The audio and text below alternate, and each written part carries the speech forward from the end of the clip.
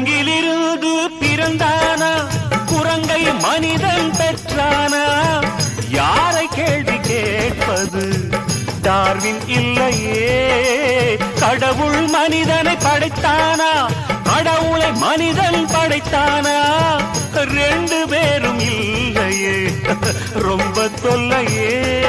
அட நான் சொல்வது உண்மை இதை நீ நம்பினால் நன்மை